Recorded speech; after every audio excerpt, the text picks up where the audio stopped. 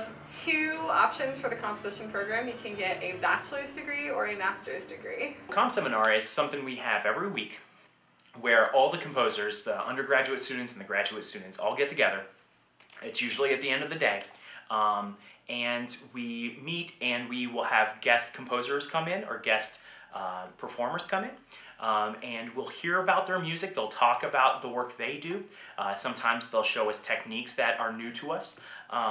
Then we also have the opportunity to kind of show our work to the rest of the students. So it kind of creates like a community where we can all kind of bounce ideas off of each other and learn from each other. Because I think that's one of the better opportunities we have here.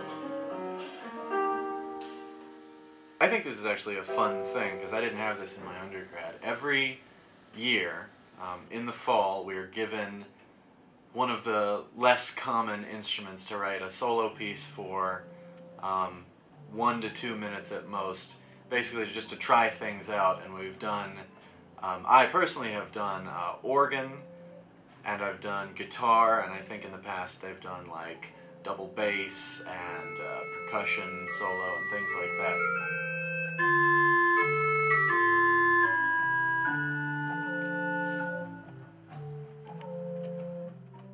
In the past, I've written for this project organ, harp, classical guitar, and non-pitch percussion. So we'll have that teacher that plays that instrument come in. They'll give us handouts. They'll talk about you know, standards in their rep. They'll give us examples of things to do, examples of things not to do. So it's a really good kind of crash course into that instrument. It's a new experience, especially for us, to learn more about, you know, those instruments that we don't really pay attention to much. Don't take it too fast. Let yourself kind of give yourself a little bit of time.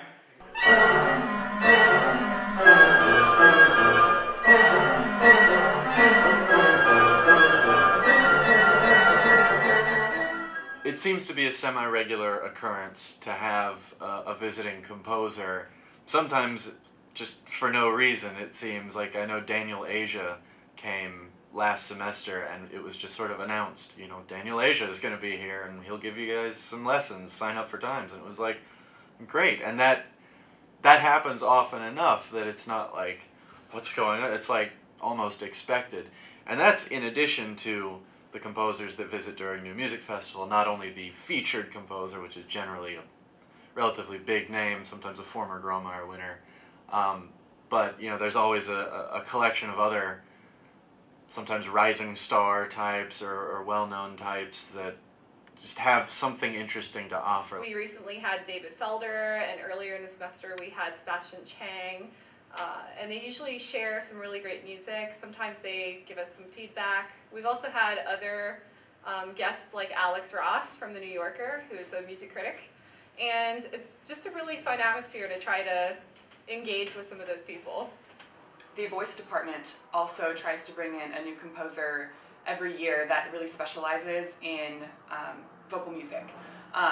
So we've had Ben Moore, we've had Jake Heggie, Darren Hagen, just a lot of really great composers who come, and we do master classes of their works, and they get to tell us their insights and why they wrote things the way they did, how they really intended them to be performed, which really is a unique experience for us because it's so rare that you really get to work with the composer of a specific work. So it's really been great.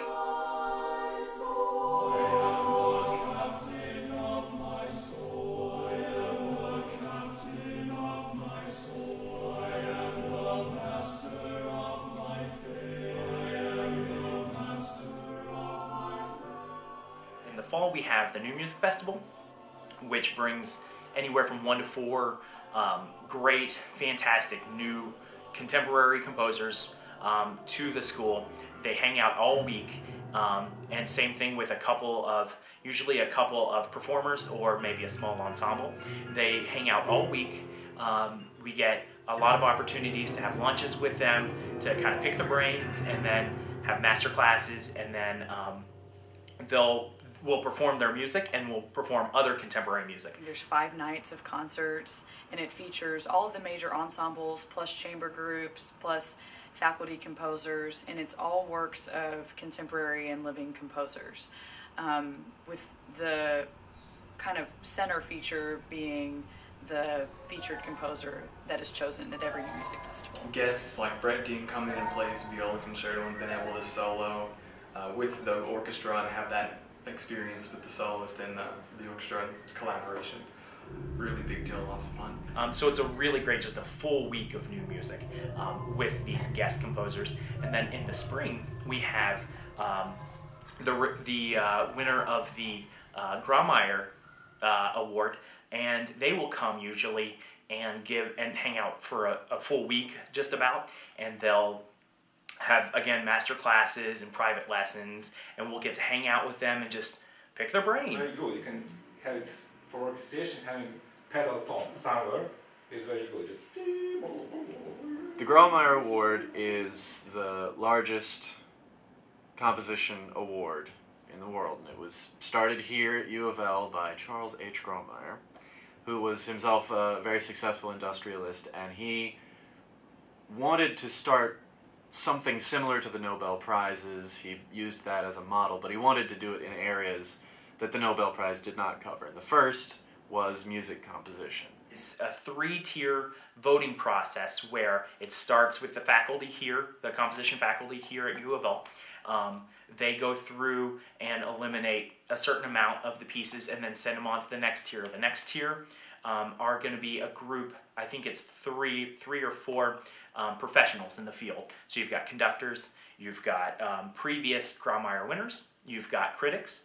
So they'll all judge the smaller pile of new music, and from there they vote on an even smaller amount.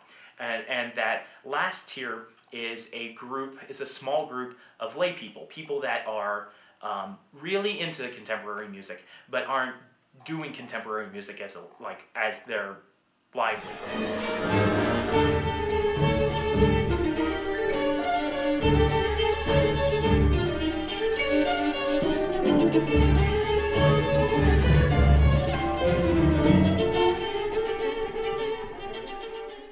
Something really special about U of L is the rapport that the composition faculty have, not only with all the other faculty, but particularly with Professor Lloyd, our orchestra director.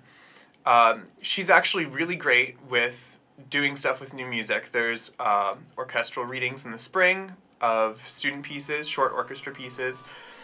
She's programmed several student composer works on the New Music Festival, as well as regular university concerts. And she has also done readings of master's theses.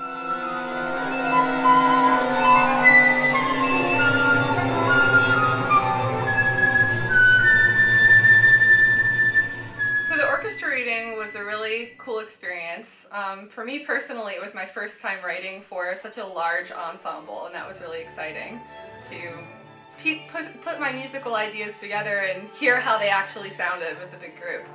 But the other thing that was really interesting is that you kind of learn an etiquette, that there's a certain manner in communicating with the group, and how you as the composer work with the conductor, who then works with the ensemble to make everything happen. So for the juniors and the first year master's students, Dr. Rouse has put together an opportunity for student composers to have short orchestra fanfares read. And the purpose is so when application season comes around, all of the schools want to see that you've written for the full orchestra, regardless of the time. So even having this 1.5-minute orchestra piece recorded by the orchestra really helps the strength of your applications. I really liked how different everybody's music was with the orchestra readings. It was neat to hear the short orchestra pieces from some of the undergraduate and graduate students, and the thesis excerpts as well. Hearing just how different the styles were, and especially with the thesis excerpts, how the solo instruments were used with the rest of the ensemble was really cool.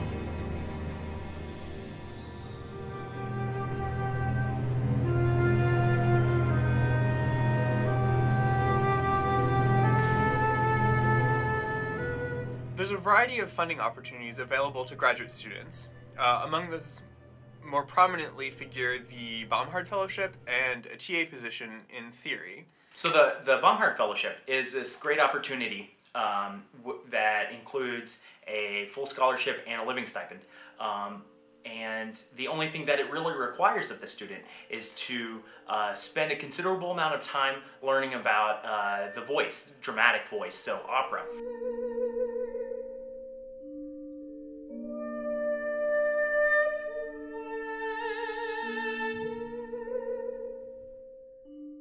We don't have to only write for voice, but we do write some for voice as we go through the program. The only requirement for the program is that we include dramatic voice in our thesis. And that can be through chamber opera or possibly like a voice with orchestra, so like soprano and orchestra.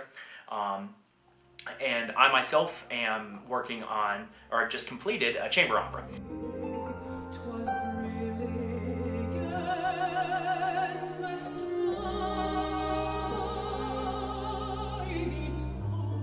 That's one of the great things about doing new pieces, is that you're always experiencing new things and using new techniques. There was some Sprechstimme in there, which was also the first time I'd done anything like that. It was a blast.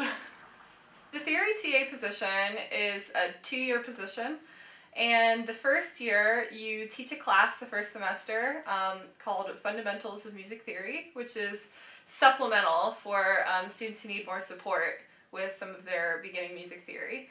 And then the second semester, you meet one-on-one with all of the freshmen and assess their skills. How are they doing with their sight singing and their piano skills and that sort of thing. And the second year, you're in charge of both Music Theory 1 and 2 for a section. And you work really closely with the rest of the theory team. So the other theory TA and both Dr. Jemian and Dr. Mattingly. There are, of course, other opportunities. There's work in the library, or it's completely possible to contact other departments in the School of Music to see if they need any teaching assistantship positions or other service awards. For the past year almost, I've been sorting through the various paraphernalia related to the Grawemeyer competition. I've been sort of sorting through and redoing the cataloging for that, adding new labels and scanning them into the computer. All of this stuff has always been available, but now it's sort of easier access through the cataloging system. My job here at UofL, in addition to being a composition student, is audiovisual and social media management for the composition division. What that entails is maintaining a Facebook presence, updating the SoundCloud page with music by student and faculty composers, and also maintaining the composition division's YouTube channel. So each spring, the electronic music class does some type of installation, and first we have to come up with several ideas and propose those. And once we've narrowed it down, we can either work individually or work with a group. Dr. Volek told us to just come up with proposals about things that we just thought would be really cool to see at school, or things that we thought that our friends would enjoy. That process, we decided to transform this hallway that people walk through and take for granted into something that could be explored as something artistic and interesting. And what we wanted to do was create something that was interactive. Of course it is. What else could it be?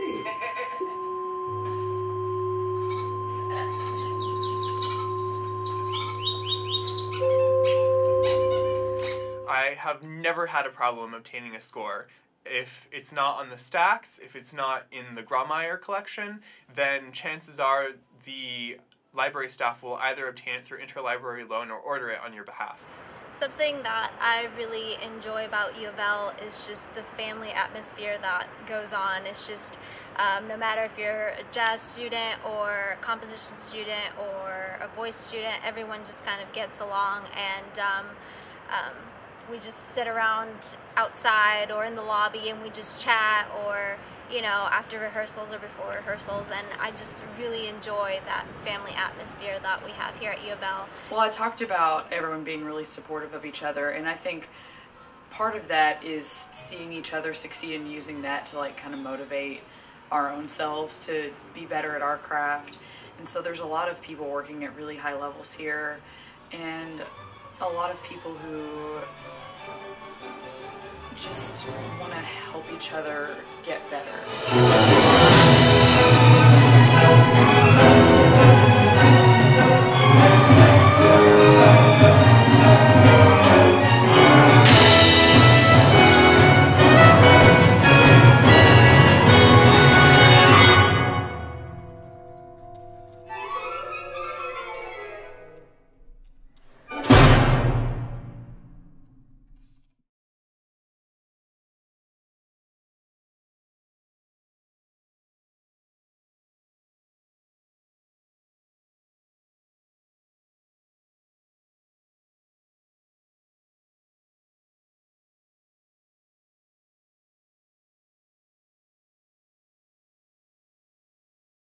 How do I like living in Louisville? If there's something you really love, you can talk about it, or if there's like a more broad, sweeping generalization about how you feel about Louisville. I love living in Louisville. I've been here for 6 years now, and I hate having to leave. Even just some of the local like coffee shop that's just around the corner, Quill's, they have the best cold brew coffee ever. I think that's... Yeah, a lot of people gravitate towards the food. I would happily stay in Louisville for the rest of my life. There's good food everywhere, there's free concerts, it's a beautiful city, everybody's nice, it's a wonderful place to be.